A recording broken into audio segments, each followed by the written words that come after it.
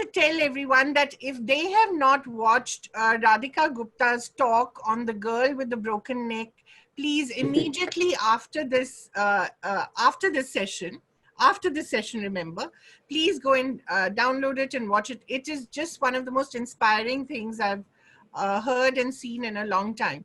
So welcome, Radhika. But today we'll start off with some questions about the state of the economy and the poor middle class that's really squeezed.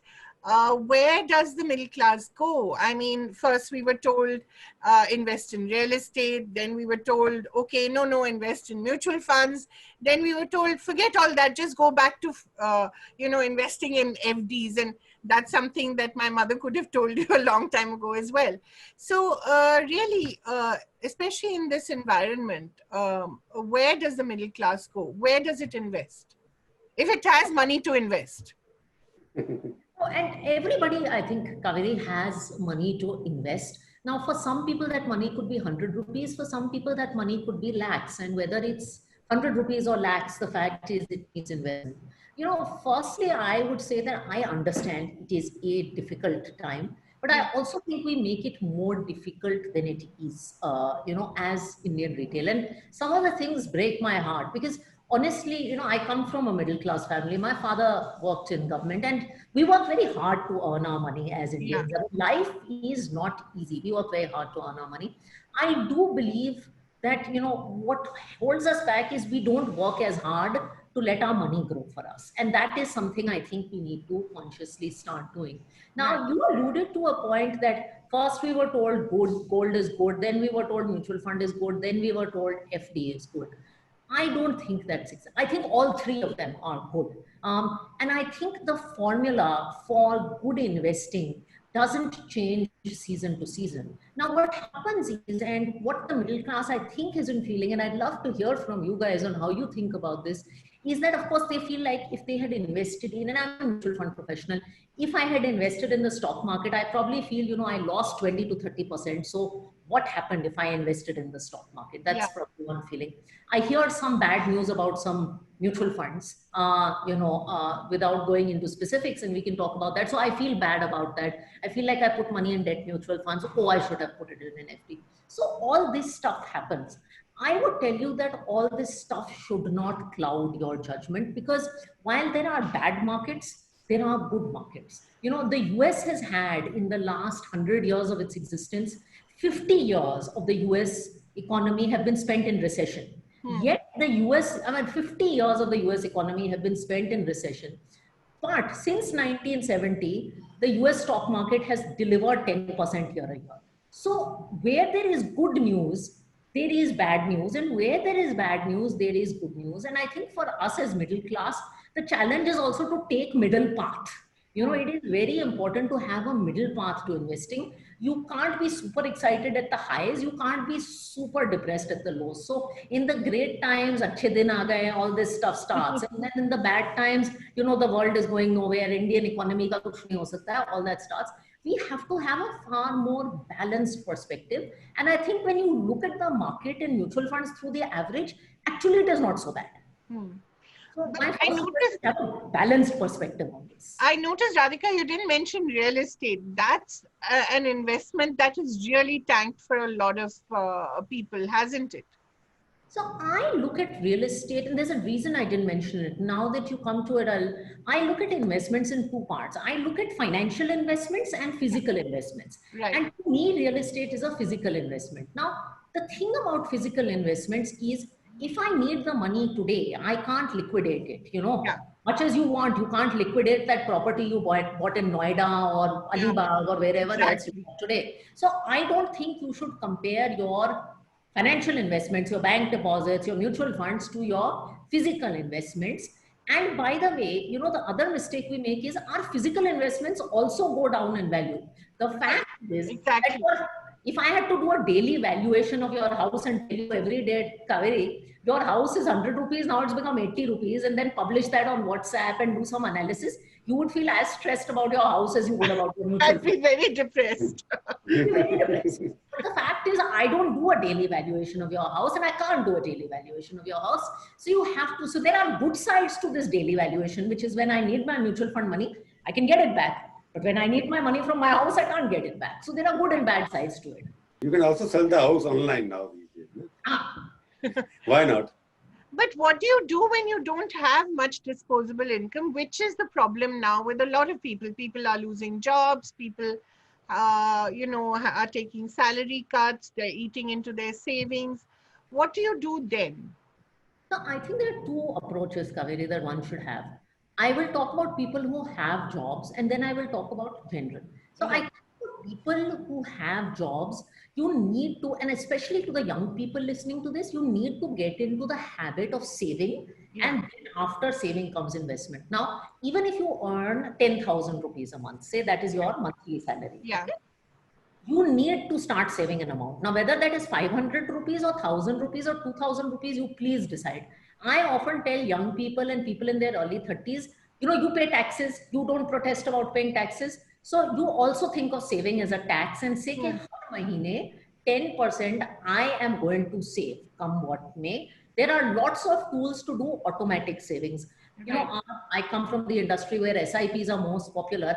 I actually don't do SIPs for returns. I do them for the discipline कि मेरी salary आएगी, कुछ ना कुछ cut जाएगा. I will take some money and then it will go to a corpus, and one day I will have something saved away for a rainy day. So if you are a salaried professional, please get into the habit of monthly saving.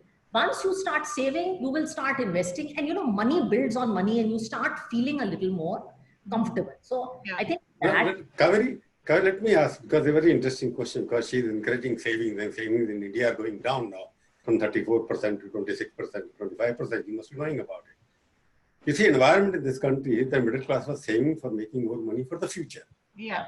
And what I call the global market mafia, which made the domestic saving much more cheaper and divert the money from savings to investment. Investment means the stock market where the promoters make money, not the saver. The question is, then when the provident fund was the best way of saving, where I was getting about 12%, my salary is cut and I get 12% of the employees, and then I was getting 9% there also. That you have taken away means, I don't mean you, but the mafia has taken that away, force the government to reduce the rates, interest rates, and give tax-free income to the stockbrokers. That was how 91 reform started. I have invested some money. I'm not a usual stock maker, but I have invested some money more for my grandchildren.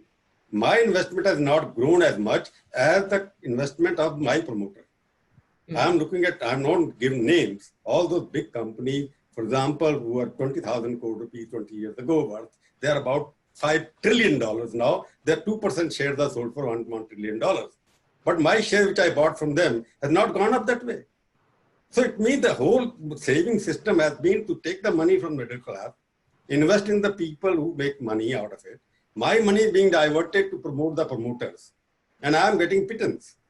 That's why people are now lost in the stock market, because your retail investment, if you look at it, is very hardly 2%, 3%. Yeah. It is all promoters mafia.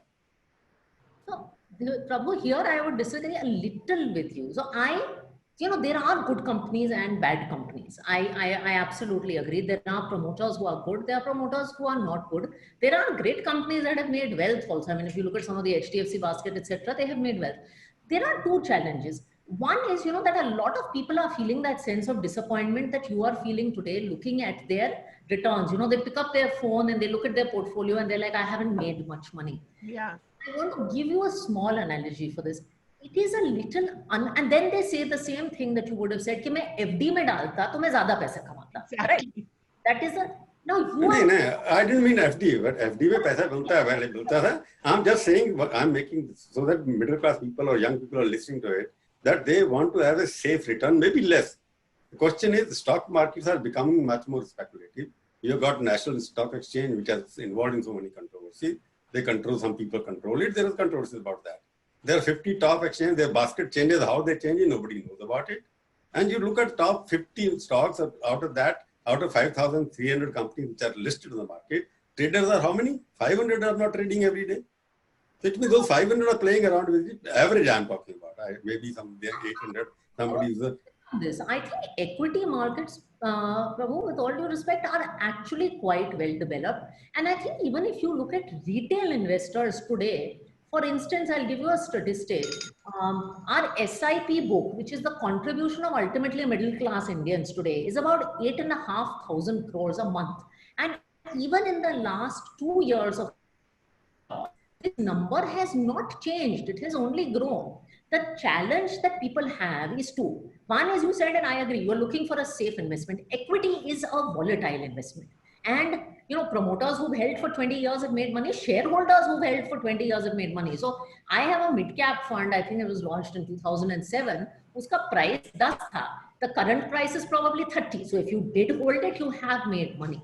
But if you're looking for safety, equity is not your safe asset class, because in equity, if you're expecting 10, 10, 10, 10, you will not get 10. You will get 10 on average, but you will get plus 30 and minus 20. Then when minus 20 happens, you will say, I am not making as much as an FD, and then you will want to redeem from equity. I almost say that, if Kaveri was working for you and she did a great job, she was one of your best employees, and you had to do her appraisal. But there was 1 month she had that was a really bad month. Her mother had a problem. She had a fight with her husband.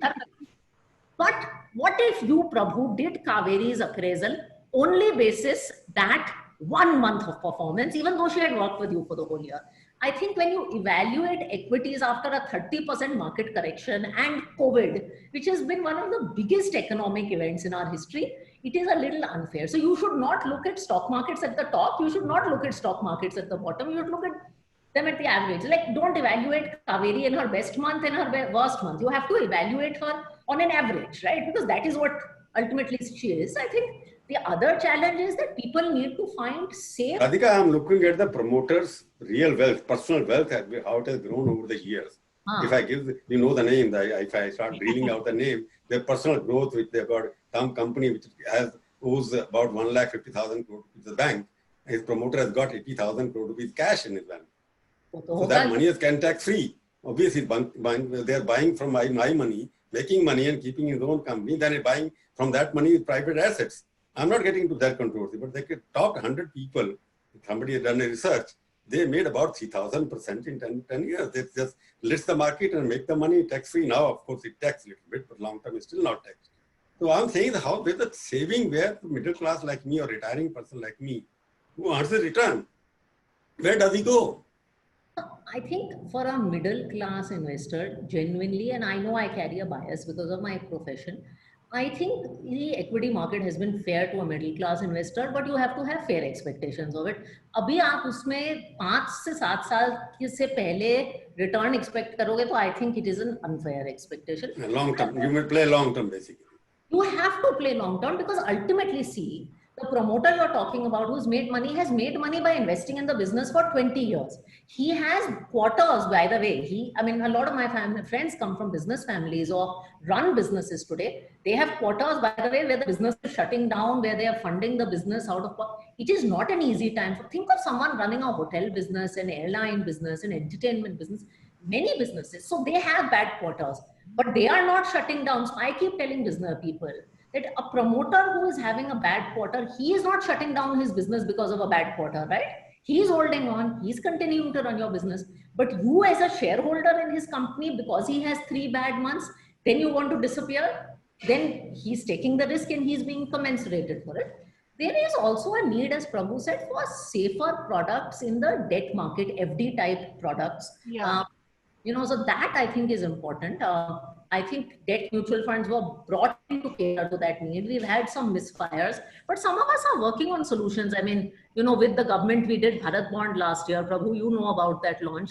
That was meant to give middle class India a safe tax alternative, to FD. So I think there are options coming up. But I think thoda sa financial education also needs to go up in this category. One of the things I realize is we as an industry make it very complicated for you all to understand, and we have to go much.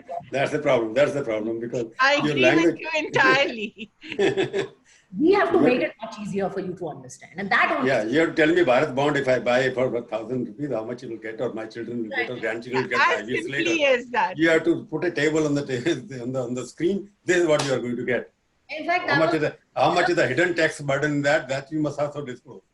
Exactly. So you need to do that. I mean, one of the nice things I like about this is if you go to the website bharatbond.in, it's a rate of return. It changes every day. Agar aap 2023 loge, it will mature in April 2023, and this is what you'll get. So you need that. And I think that clarity needs to come in. So I think we have a lot of work to do in simplification. That is my big learning through the lockdown. Radhika, one question which I think I should ask you, that mutual funds are almost bombing these days. Credibility is low, whatever the reason, because of economic conditions or not. What do you think? Is there a future? You think you are hopeful? Bharat bond is a different, it's a PSG bond basically. But normally the mutual fund market is after Templeton breakdown and whatnot. There's a crisis of credibility. Well, I think, Prabhu, it's a good question. I'm glad. I mean, I was expecting this question. So I think there are two parts to the mutual fund market. And I'll be very honest. I think the equity part of the market has been okay this time.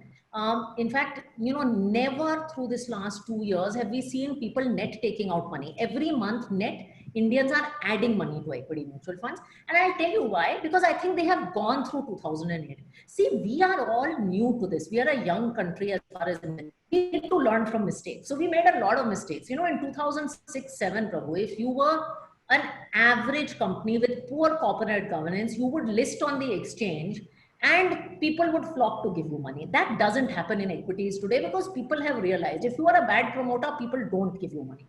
In debt, I think this is the first time we've learned the lesson. Franklin is an unfortunate episode. I agree. And I think our industry will take some time to recover from it. What I would tell people who are listening is that Franklin dealt with, or this particular mutual fund in question, dealt with a set called credit, which is lending to sort of lower credit quality companies, essentially borrowers where the risk of money coming back is a little higher. 97% of the mutual fund industry does not do that. So I would only say don't paint all of us with the same brush. The step on us is to build back credibility. I completely agree. I believe when you say the word mutual fund sahi hai is a big deal. And you have to live sahi hai every day. I think it's a very deep word. So I think it is a chance for us to rebuild.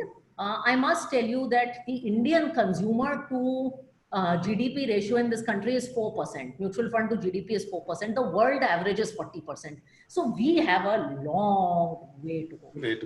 Long way to go, which is why I continue to be optimistic. And I think each crisis will teach us to create smarter products.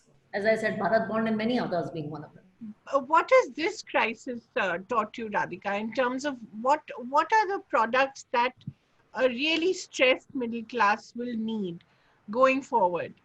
So firstly, I think the middle class needs to stop chasing glamour. Investing the stock market is portrayed by media and film to be a very glamorous business. I think they need to chase simple dal chawal of investments. Right. 80% of your portfolio has got to be dal chawal. I think on the average middle class person probably needs two things. He needs one simple stock market mutual fund product that invests in the top 200 companies of India. He does not need anything else. And, he should hold that for 7 to 10 years and he'll be fine. The other part of it, his portfolio, he can do FDs, he can do PPF, or he can do some of these safe debt products, Bharat Bond being one of them. That is it. उससे ज़्यादा एक average middle class को करने की ज़रूरत नहीं है. The returns you make in investments, Kaveri, are not in the products you choose. It is in the behavior you exhibit. If you save every month, if you invest it sensibly, if you don't chase what your neighbor and your friend are doing, believe me, you will make a lot of money. And if you stick through the good and bad times, you will make money. Choosing X fund versus Y. So I get a lot of queries on social media. Ma'am, should I choose this fund or that fund? That discussion doesn't make you money. Holding on makes you money. Saving makes you money. But how do you hold on in an environment where you need to eat into your savings, where your salary is possibly much reduced, or you've lost your job? How do you do that? So when you plan your money, you have to plan your money in 3 buckets, because there are times when you lose jobs, when income is uncertain, and you have to dip into your savings. It happens in good times, by the way. You need to start a business. I was an entrepreneur for years and we lived off our savings. I mean, I'll give you that example. So you should have, any average person should divide his money into 3 buckets. One is money that you don't need for 5-10 years. Okay. Just money, and it can be a very small amount, but money that you want to put away. That you can take some risk with, you put it in equities, you do all that. And there, because you don't need it in 5-10 years, if there is day on day fluctuation and it loses 20%, hopefully it should not cause you too much grief because you need it in 5 years, and in 5 years it will do fine. Right. Then there is the opposite extreme, which is what I call contingency money. It is money that you should put in the safest products possible. And even in the best of times, that contingency money should not attract your greed. So there is no, that money does not go into the stock market. So that is money that needs to be there for a rainy day. That needs to be in a savings account. It needs to be in a liquid fund. It needs to be in a place where if I want it, I can access it right away and it does not take risk. A lot of people I have discovered in this crisis do not have a contingency fund. Exactly. And once you don't have a contingency fund, you get stressed. Yeah. Then you start thinking about that money that is actually 5-7 year money, and then you start thinking, "Mujhe isko nikalna hai." Then you see that you've lost 20%. Right. Then you get upset. And then there is a middle bucket of money. So there's a contingency bucket, a long-term bucket, and there's a medium-term bucket which you should invest in products that take some risk, but not so much risk. So that way, if you divide your money, I promise you, you will not be stressed. I wish I'd listened to her at the beginning of my career. You have a long career ahead, yeah. And a lot of No, money. there's a Radhika question. also, sorry, Mr. Chavla. Go Radhika, ahead. there is a question which somebody sent me. Do you Yeah. think the recent problem with some well-known NBFCs and privately owned banks in acting as a dampener to fresh investment? So, yes and no. There are good NBFCs in there, and I come from an NBFC parentage. There are good NBFCs and there are bad NBFCs. I must tell you that this has been an extraordinarily tough 2 years for the NBFC segment. Will it be a dampener or not? That's the question I want to ask. It's a dampener on the economy in the short term. And, ultimately, NBFC is the core of the economy. It lends to small businesses. Correct. Until the government takes care of NBFCs and really make sure that system is vibrant, you will not have a vibrant economy. I mean, that's a short answer to your question. Most of the scandals have also happened in these NBFC. No? That is the problem. No, I don't agree. I think there are issues that happen in all kinds of corporates. I mean, we've seen scandals in IT companies and we've seen scandals in NBFC. You've seen issues across the board. There are good managements, there are bad managements. I think it has come to light in NBFCs because of the environment. I mean, there was a period when this was happening. You had all kinds of issues. So I don't think you can single out that NBFC as a segment is entirely bad. Radhika, do you see any green shoots, as people call them? Jargon that economists like to use. Is there any bright spot on the horizon? What is the economy looking like for you? So I think, look, it is tough. And it is hard to assess the impact, Kaveri, because we don't even know how long the lockdown will last in India. Right. And the impact of the lockdown. So unlike an economy like China, which has come back to work almost completely, the other thing is, remember that we were already an economy in stress going into the lockdown, unlike the US economy, which was a very strong economy going into lockdown. And I expect that there will be stress.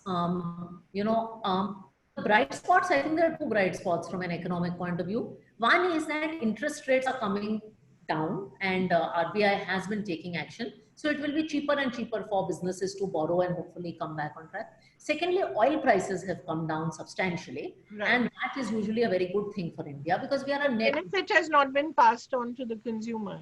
Consumers don't feel the benefit passed on to them, but net from a government point of view, Right. From a government point of view, it is a good thing. So I think those are green shoots. I think the biggest green shoot net is that, the spirit of the Indian entrepreneur. I mean, this is a little philosophical.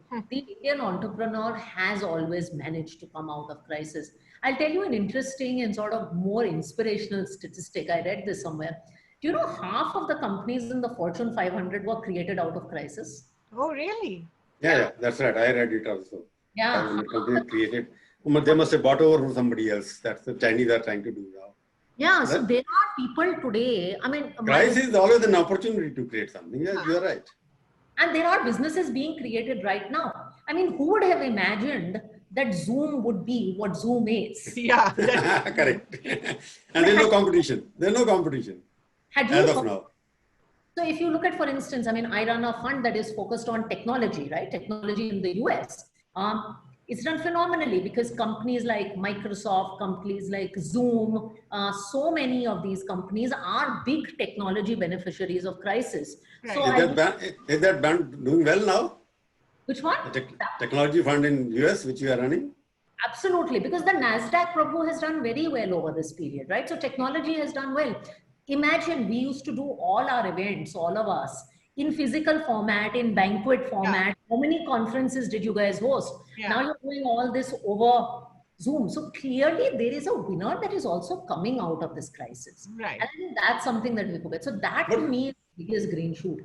That Radhika, problem is that Radhika, there's a problem of liquidity. Everybody talking about liquidity. There's a liquidity crisis. If you are going for a fund in July, I hope you will do well like the last time you did it. But it all depends on the disposable income and the saving which are in the market. At the moment, now the earlier distributed model was that people are giving on credit. Now people have stopped giving on credit. They want cash everywhere. And cash is in short commodity now. How do you see the market picking up? Your fund how will it do? Because there's no liquidity in the market. Because actually, in hand, people are not getting money so far. No, I agree with you, bro. So there is liquidity, but it's not being passed on to the right people. So banks are flush with money. Banks are full of money. Yeah, they have a lot of money. Banks are flush with money. That money is not being passed down to NBFCs. That money then is not being translated into consumption. And obviously, people are facing the brunt of salary cuts, job cuts, etc. And that's why I said until you solve the NBFC issue, you've hit some lifeline of the economy. Corporate surpluses we are seeing are significantly low. And I think it is a period of significant liquidity stress. I think Reserve Bank is trying different techniques to transmit money from the banking system to the rest of the system. Its effectiveness has to be seen over time. But the fact is the banks have a lot of liquidity. About a year ago, banks didn't have a lot of liquidity. Now banks have a lot of liquidity. It has to be transmitted forward. Radhika, I'll just go, Kari, I'll go back to jargon sure. because of my economics. You see, 1991, when you may be in a college or a school at that time, Radhika, and at that time the model started supply side model. Yeah. Where all of you, the stock markets, the bankers, everybody was working in competition to give money to the industry to create the supply. On that supply side boom, you made a lot of money through stock market, mutual funds, and you forgot about how to create a sustainable demand model as well. Now you are facing a problem where there's a lot of supply, but no demand. Yeah. But you did not anticipate this Wharton School of General Economics or World Bank Economics or whatever I call it, Harvard School of Economics. Because this mafia which has come from Harvard, because in Indian economic advisor, they have been coming to the revolving door. They come to the government as chief economic advisor, go back to the World Bank or America, then they come back again, the new government. Those revolving, these are all connected to each other. Demand, supply, you created excess supply. Because of that, the crisis is happening now. What is the way the demand has to be created? Therefore, the money will be there. No? And I mean, I think if Prabhu, if I had one recommendation and one thing that we haven't seen from a policy side is we need to give money for consumers to spend. You need to spur demand in this country. For instance, in the US, I think you're getting the equivalent of $900 a week. Yeah. That is a lot of money. That's actually even England also. England also they're getting direct money. Yeah. And the amount of money is actually more money than people's normal state of income. So in Norway, Radhika, they gave a 50 euro something to the voucher to a person to go to the restaurant and start eating. every person in Norway. So हमारे यहाँ अभी, and I think the constraints in India are different. Of course, we don't have the balance sheet of the US economy. I would agree with you absolutely. But ultimately, you need to put money in people's hands so that if they don't buy a car, they at least start going out, eating something, spending something. Right. Now, the other question I wanted to ask you, Radhika, just going back to your career, if you had to give up or if you had to come back to India now and start your forefront capital management, right? At this point, with what 25 lakh, and of course it grew to 200 crore later. But if you were to do that now, would you take that risk? I would. And by the way, I know people who are doing it today. So, you know, I mean, without taking names of people, I get surprised because there are new people creating financial services and money management businesses as we speak today. And they're putting in far larger investments than I could have afforded to put in for front capital. Because they do realize that, listen, ultimately Indians will save and ultimately Indians will invest and Indians are aspirational. Right. So if the right products are supplied to them, there is a market for that. And I think just like this is true of the investment business, this is true of many, many businesses today. So a lot of people are thinking about starting business. So there is, I mean, the poetry says, right, there is somebody, कोई तो चिराग है जो आंधी में जल रहा है. Always कोई ये भी है, कोई ये भी इंसान है जो पत्थर पे भी गुलाब खिला रहा है, because he is thinking of the world that way. So I think both sides exist today. Some of the finest businesses, even in this country, are children of crisis. Right. The other question I wanted to ask you, when you talked about certain sectors, you know, you talked about certain sectors that are emerging. What are the sectors that you see are emerging, which are good bets for any startup or any entrepreneur now? So I think one, you know, sector by sector, this is a little hard to say. And I think if you're looking at this, if you're asking this question from the point of view of an entrepreneur, I think in entrepreneurship, having gone through this, the passion is far more important than the sector you're choosing. Right. I think Right. there are great businesses on the digital side that will emerge because a lot of we were a very physical, high touch country. I mean, that is Right. anything. I mean, there hasn't been a great local solution to Zoom yet. Yeah. There hasn't, with all Yeah. the challenges around it, there hasn't been a great local solution to Zoom. So anything that is emerging, that is disruptive in the technology space will be very, very exciting. So I Or think things that are all about contactless dining or contactless, you know, experiences. I suppose those are opportunities that people would invest in. creates great content because people are sitting at home, they are hungry for content. They are Right. hungry for content to read, they are hungry for content to watch. So that, you know, the traditional model of going out to the film exactly. So content will be, you know, another place. Anyone who's creating, and you know, the edge a startup has, Kaveri, is they're small, they're nimble. They don't Right. have a huge thing of cost. They can change quickly. So there are lots of ideas coming out there. Anyone who can Radhika, create these small products and bring them to the consumers online, lots of stuff is happening. Radhika, I will ask a question. You see, this crisis will take time to recover from. What kind of sector you do see that will be booming after the lockdown is over? Yeah. Is Interesting. there any ray of hope? Which are the specific sector you see do well? Because youngsters are looking for booming good news. Where is the good news now in this tragedy?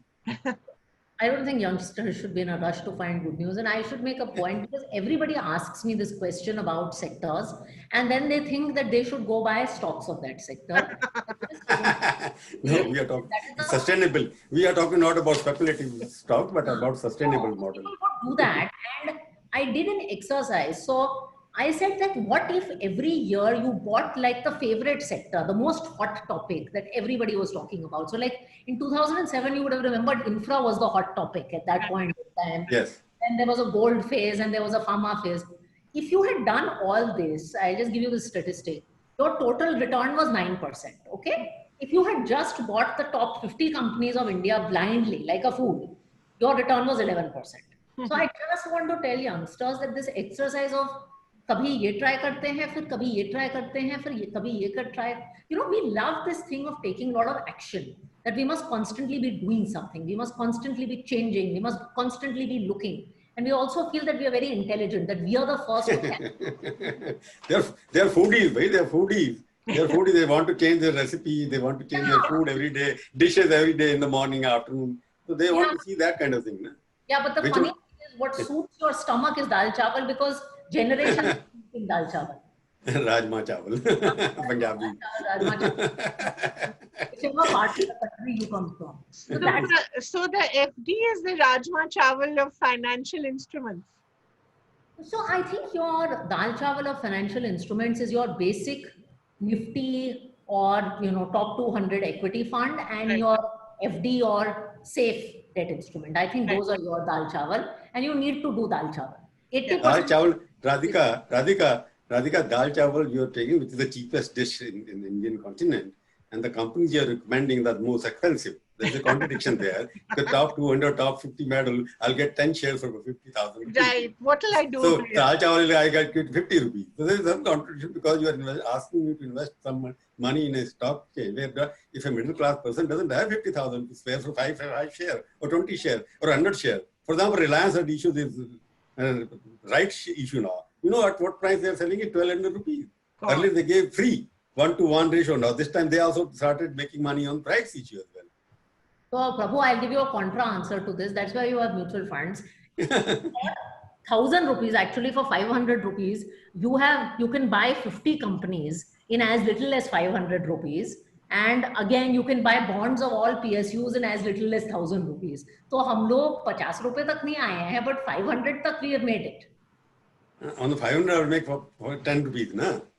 No, I'm saying on 500, access to the best. Even at 10%, I'll make 500, no? Because you're saying performance of the stock, because our stock market is so convoluted that richer stock exchange stocks are out of reach of an ordinary person. Only they expand. Either the banks invest or you are there to the mutual fund. You invest in those big Reliance shares. Everybody bought it. They will buy it. For example, yesterday Airtel sold the, but they got 8,000 rupees in one day. 8,000 crore rupees. Retail people did not buy it. It was price replacement. So obviously some RNIs or whatever you call they want to. What rich people bought it. So what I am trying to say, why can't we make stocks or mutual fund more remunerative for the middle class? Their requirements very low. So I think, there is a lot of cynicism, Prabhu. I don't know why it is about the markets, but I think if you look at it in 1,000 rupees, and the fee you pay a mutual fund manager today, 1,000 rupees, the fees you pay us 1% in fees. That's 10 rupees in fees. For paying me 10 rupees in fees, I'm giving you access to 200 companies in India. And if you've held them for 20 years, you probably made 15%.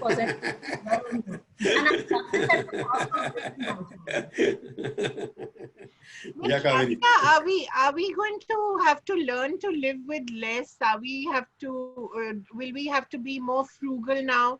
In a way, as you were saying in one of your talks earlier, will we have to go back to being our mothers?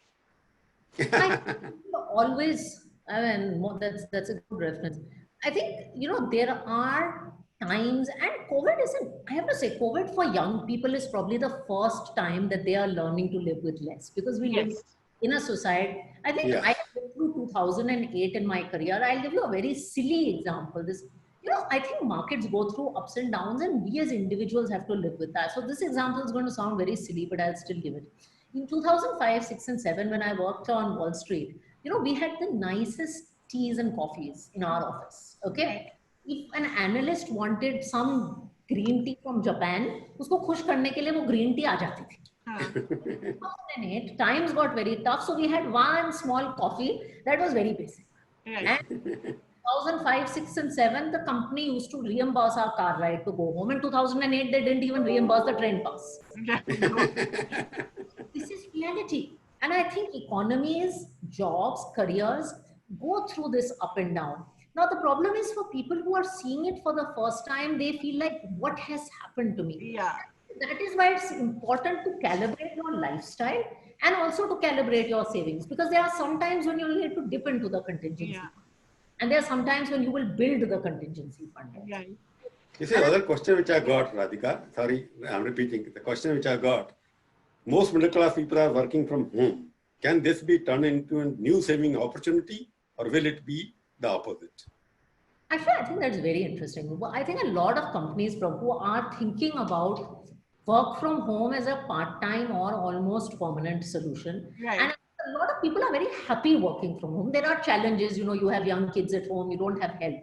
But if you configure it, we are also thinking about this, some amount of work from home, because people are very happy not to spend those 2-3 hours on the road. I mean, commuting in our cities is not a joy. It also is a tremendous cost saving. I asked you to do one analysis. April and May were a full month of lockdown. Please calculate, my husband and I did this, your expenses in April and May. This is what you need to live. Yes, yeah. I looked at my credit card expenses. My credit expenses for the month of April, May, the lowest in my lifetime. Yeah. That's what you need to live. Not that I couldn't spend, but I couldn't go out. That was the only reason. So you didn't spend on restaurants, you didn't spend on disposables, you didn't spend Absolutely. on big purchases.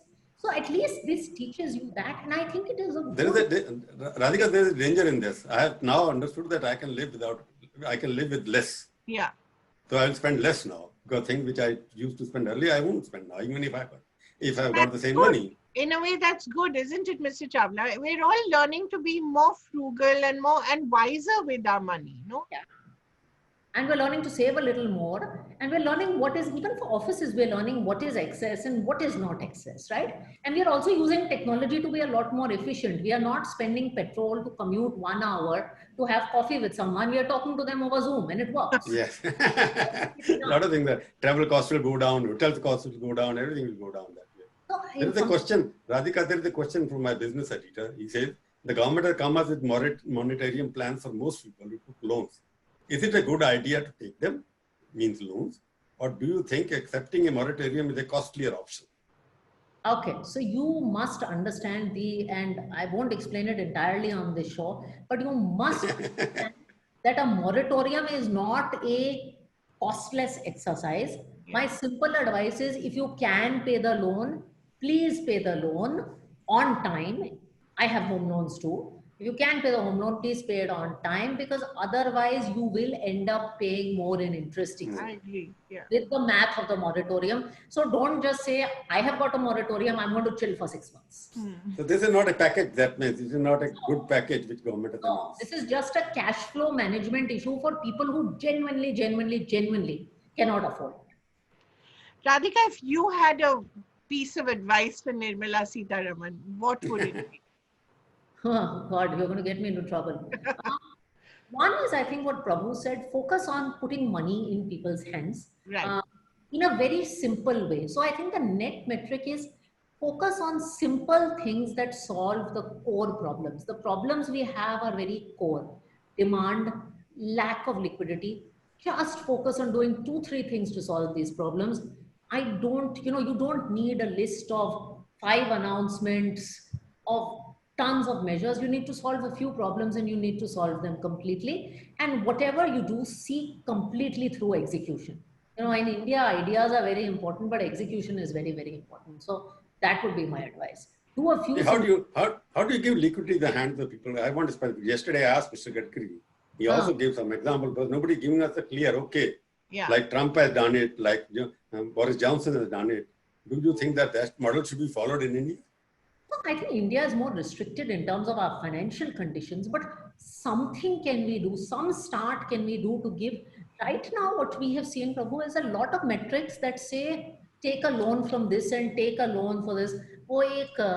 If I can say this in Hindi, there's a piece of poetry that says कि उम्र भर गालिब एक ही भूल करता रहा, उम्र भर गालिब यही भूल करता रहा, धूल चेहरे पे थी और आईना साफ करता रहा. Beautifully put. तो हम आईना साफ कर रहे हैं, चेहरा वही का वही गंदा का गंदा है. आपको प्रॉब्लम सही सॉल्व करनी है, आपको डिमांड की प्रॉब्लम सॉल्व करनी है, आपको लोन देने की problem. And I realize India has very different constraints. It's a very, very important thing to keep in mind. But you'll have to think out of the box. The traditional measures will not work. I think 1991 is a great example of what India can do if we really get it right. But how, are there any specific instruments with which you can put money into people's hands? Are you talking about a direct transfer? Are you talking about a universal basic income? What would you think it is? I think there are people far more qualified, but I think the US market and the UK market are prime examples about how people are putting money in the hands of not just people, but also businesses. Right. So for instance, I think in Germany, I think Rajiv Bajaj said this, people are actually helping corporates pay salaries. Right. That's also putting money in the hands of business. And ultimately, Radhika, those who are making suggestions, they are all in America. They are Indians, but they are in America. But Mr. Chawla, Radhika spent so much time in America, but I think she's more Indian than... She's a desi girl with a broken neck. But a very good mind. Radhika, it was a real pleasure to talk to you. And as I said before to all our viewers, please do listen to her other talk as well. And please follow her advice. I think she's given wonderful advice today. If I were starting out in my career, I would definitely follow it. And thank you Bharat Bond very 2. much. Invest in Bharat Bond 2. Yes. Thank you, Radhika. I wish you all the best. Thank you so much, Radhika. It was a pleasure. Lovely talking to you as always. Thank you. Thank you.